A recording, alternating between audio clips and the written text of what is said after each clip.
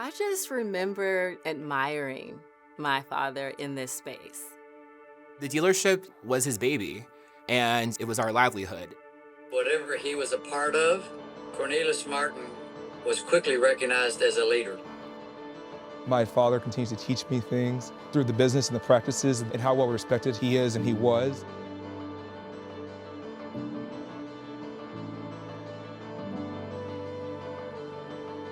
He was able to share his dreams with me, and he wanted something different, and he got it. He got that and more.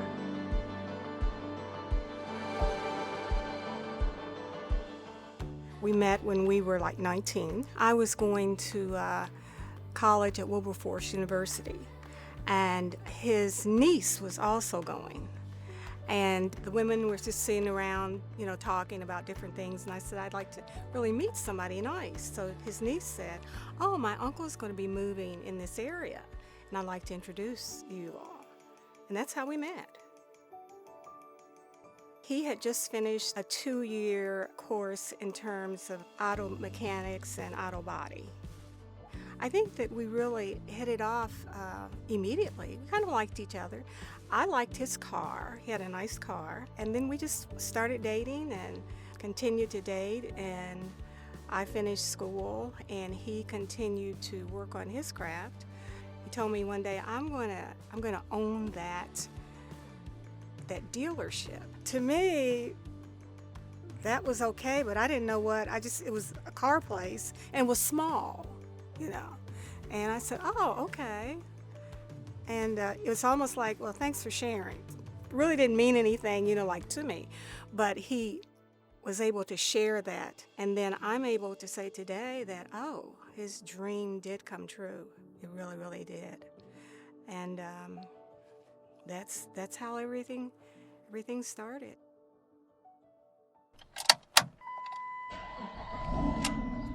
Well, I have 3 children. My daughter, Amber, she's the oldest. Then there's Chadwick, and he's my oldest son. He met his wife, and I have 2 granddaughters. Then there's Coleman, and he's my youngest one. Cornelius was all about family. Walking into a dealership today is a lot different from when I was a child. Back then, it was my playground and a fun place for community and also learning. It was the first business that I was able to understand. It really wasn't just a dealership. It really was an extension of home. The dealership always felt like another sibling in a certain way. From a young age, I think I was taught to not take it for granted that Dad has to work. And, every day he would get up and go to work, and that was how he put food on the table. And of course, as a kid, you don't really think about it like that. But as an adult, I'm so appreciative of everything that he built and, left for us to build upon. I see the way that my brother works, and, he's doing that for his 2 daughters now, just like my father did that for us. Growing up in the dealership as a child was a really interesting experience because the hours of operation were quite long and extensive, and we're always kind of working on the business, and you're going to work with your dad, and you're spending Saturdays at the store. I remember that quite fondly. Even though Cornelius worked a lot, he still made it a priority to be involved with what his children were involved with. I think of all the times that he barely ever missed a game or a recital or anything of the sort. I remember, especially my brother and myself, we would go back to the office with him after dinner. So we would sometimes be there late and, obviously probably past our bedtime. But I do remember those are some core memories for me to just remember his work ethic. There was one time that I really remember something that was very special to me that I think about almost every time I travel, was my dad bought like 6 or 7 clocks And he had signs made of every location, every city where there was a dealership, where it showed the time in Des Moines, it showed the time in Dayton, it showed the time in Ontario, California, all these different cities where he had dealerships in. And it was just a really impactful, just remembering kind of a little bit of amazement that I think he had of his accomplishments at that time. It's a beautiful thing to even think about being able to see your parent at work, take your child to work day every day, pretty much for us, after school. He really let it just be work, and he didn't bring it home. I never heard my dad complain. He was bound and determined to be a winner in this. When I get up every morning to go to work, and I say it's worth it to know that my kids are maybe one day can enjoy it.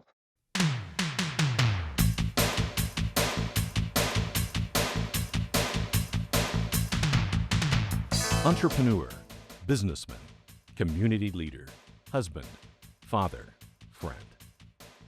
These words are only a few that describe Cornelius A. Martin.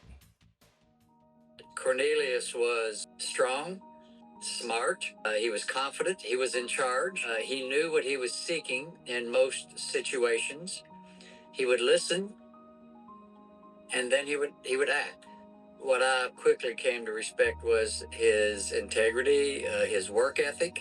He was clearly the foremost entrepreneur in the Bowling Green community with which I was associated. He really helped build this community in Bowling Green.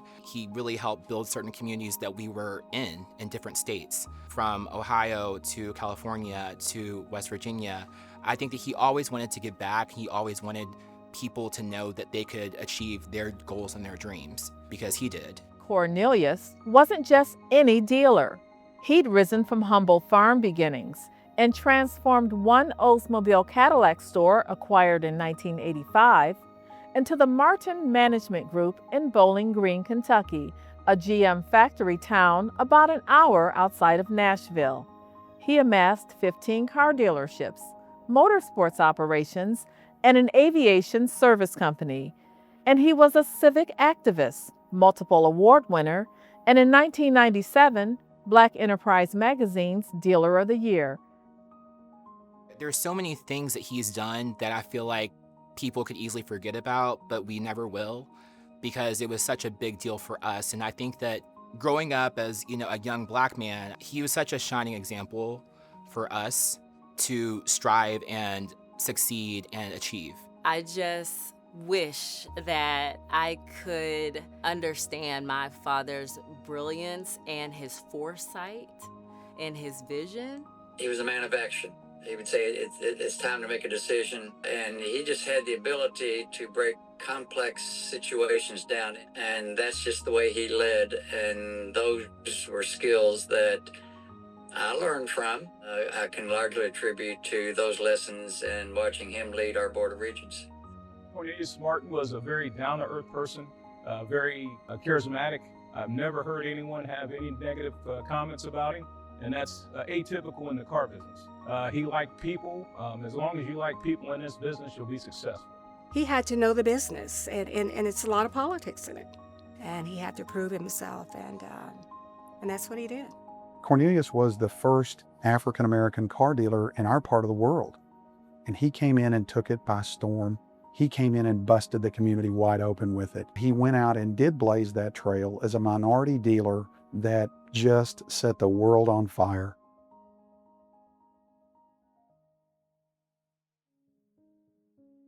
Hasn't been easy.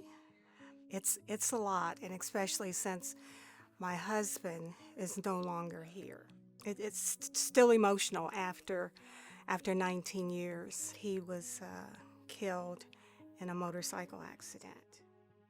On June 3, 2006, the man Chad Martin calls his everything was killed in a motorcycle accident. A beloved business leader gone, a family left to carry on. As the oldest and losing my father, suddenly, tragically. I just knew that I had to be present and available because we had to learn a lot very fast. I was 18. This was June 3rd, 2006. My birthday is April 12th. I believe that we had just had like my graduation party, I think maybe a week or two before he passed away, and that was really like our last family picture we ever took. My husband didn't get to see my oldest son graduate. He had one more year of college, but he did get to see our daughter graduate. Even though their dad wasn't living, they knew in the community what all he did, and they wanted to make him proud. Our family changed immediately. And, you know, my brother, my sister, and myself, I think we all had to grow up so fast, especially stepping into certain roles, you know, within the business.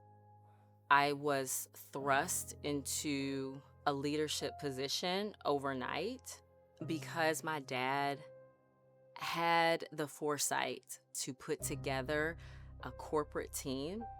The business was able to be sustainable, and fortunately, we had several talented members who were loyal to us, who believed in us, because who's going to really trust a widow who hasn't been affiliated with the business?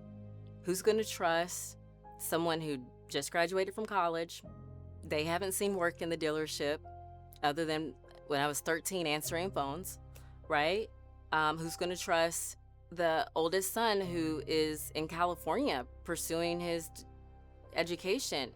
Who's going to trust the youngest son who just graduated from high school 2 weeks before? I am just so grateful for the people who did trust us. Mr. Martin passed in 2006. We had no idea what was going to happen to the company. We were at a standstill. Chad Martin, Gail Martin, they stepped up, they took the reins, they guided us through a very difficult time. Then when 08 hit and subsequently General Motors imploded, a lot of the manufacturers went under, dealerships closed. At one time, we lost 7 Saturn franchises. In November of 2009, that's when the transition started.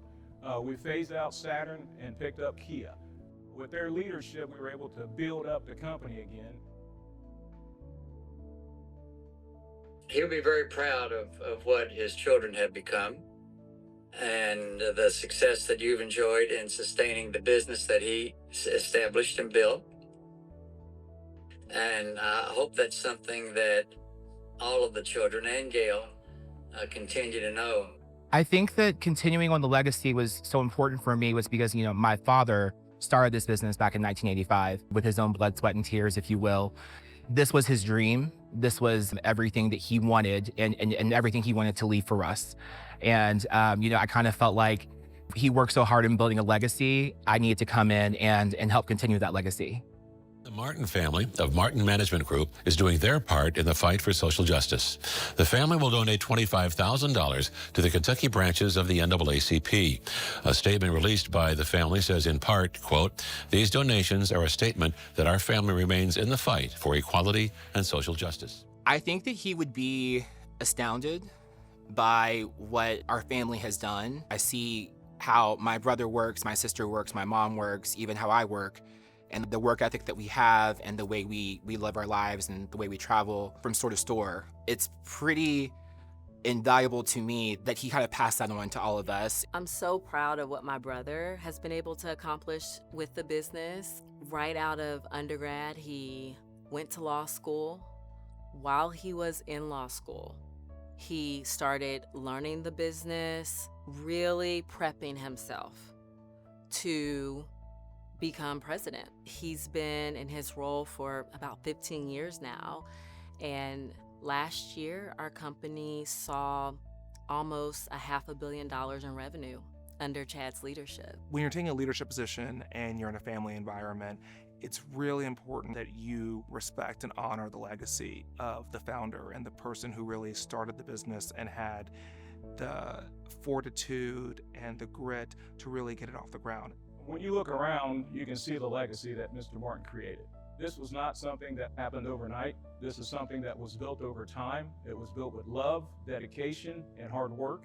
He was probably the hardest working man in the business. The legacy that he established, his work ethic, his community involvement, his giving. He was a very giving man of himself, to his family, to his kids. Cornelius's legacy means to me that people can reach their dreams if you put in the work. This was my dad's dream.